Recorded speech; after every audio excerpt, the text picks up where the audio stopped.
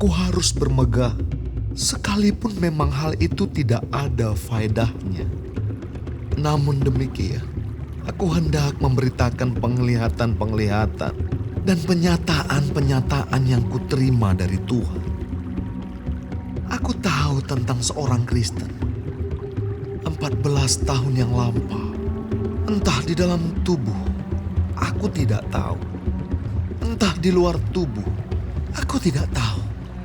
Allah yang mengetahuinya. Orang itu tiba-tiba diangkat ke tingkat yang ketiga dari surga.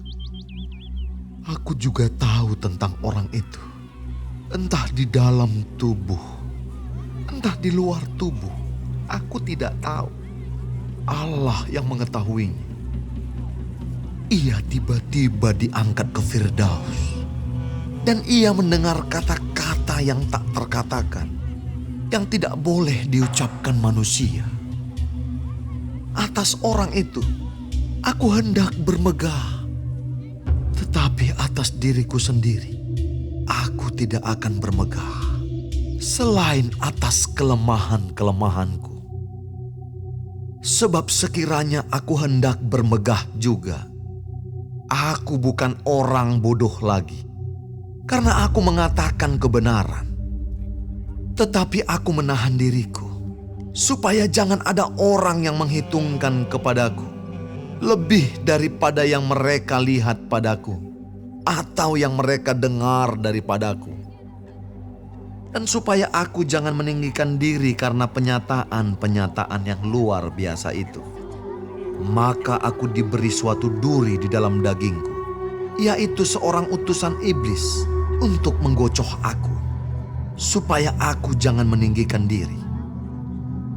Tentang hal itu, aku sudah 3 kali berseru kepada Tuhan, supaya utusan iblis itu mundur daripadaku. Tetapi jawab Tuhan kepadaku, "Cukuplah kasih karuniaku bagimu, sebab justru dalam kelemahanlah kuasaku menjadi sempurna." Sebab itu, terlebih suka aku bermegah atas kelemahanku, supaya kuasa Kristus turun menaungi aku. Karena itu aku senang dan rela di dalam kelemahan, di dalam siksaan, di dalam kesukaran, di dalam penganiayaan, dan kesesakan oleh karena Kristus.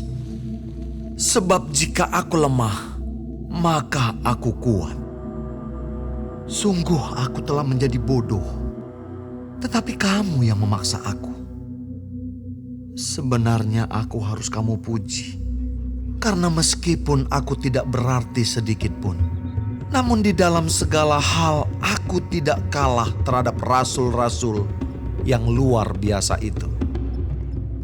Segala sesuatu yang membuktikan bahwa aku adalah seorang rasul telah dilakukan di tengah-tengah kamu dengan segala kesabaran oleh tanda-tanda, mujizat-mujizat, dan kuasa-kuasa.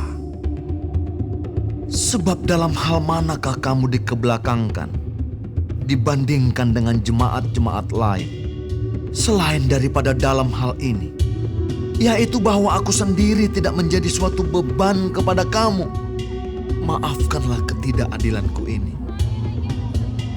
Sesungguhnya, sekarang sudah untuk ketiga kalinya aku siap untuk mengunjungi kamu. Dan aku tidak akan merupakan suatu beban bagi kamu. Sebab bukan hartamu yang kucari, melainkan kamu sendiri. Karena bukan anak-anak yang harus mengumpulkan harta untuk orang tuanya, melainkan orang tualah untuk anak-anaknya. Karena itu, aku suka mengorbankan milikku, bahkan mengorbankan diriku untuk kamu. Jadi jika aku sangat mengasihi kamu, masakan aku semakin kurang dikasihi? Baiklah, aku sendiri tidak merupakan suatu beban bagi kamu.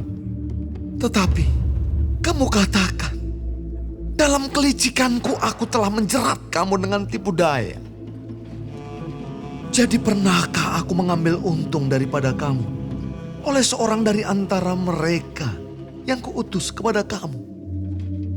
Memang aku telah meminta Titus untuk pergi, dan bersama-sama dengan dia aku mengutus saudara yang lain itu. Adakah Titus mengambil untung daripada kamu? Tidakkah kami berdua hidup menurut roh yang sama? Dan tidakkah kami berlaku menurut cara yang sama? Sudah lama agaknya kamu menyangka bahwa kami hendak membela diri di depan kamu, di hadapan Allah. Dan demi Kristus kami berkata, semua ini, saudara-saudaraku yang kekasih, terjadi untuk membangun iman kamu. Sebab aku khawatir bahwa apabila aku datang, aku mendapati kamu tidak seperti yang kuinginkan, dan kamu mendapati aku tidak seperti yang kamu inginkan. Aku khawatir akan adanya perselisihan, iri hati, amarah, kepentingan diri sendiri, fitnah, bisik-bisikan, keangkuhan, dan kerusuhan. Aku khawatir bahwa apabila aku datang lagi, Allahku akan merendahkan aku di depan kamu, dan bahwa aku akan berduka cita terhadap banyak orang yang di masa yang lampau berbuat dosa dan belum lagi bertobat dari kecemaran, percabulan, dan ketidaksopanan yang mereka lakukan.